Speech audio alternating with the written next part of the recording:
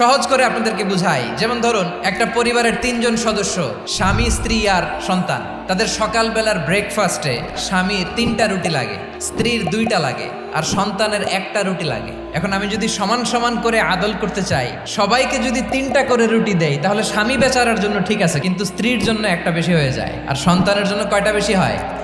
আচ্ছা, 2টা করে যদি সবাই রে দেয় সমান সমান নীতিতে, তাহলে স্ত্রীর জন্য, স্ত্রী বেচারির জন্য ঠিক আছে, কিন্তু স্বামীর কয়টা কম পড়ে? আর সন্তানের বেশি হয়ে যায় কয়টা? আচ্ছা, সমান সমান নীতিতে সবাইকে যদি সকালের নাস্তার জন্য 1টা করে রুটি দেই, সন্তানের জন্য ঠিক আছে, কিন্তু স্ত্রী বেচারির কম পড়ে কয়টা? স্বামীর কম পড়ে কয়টা?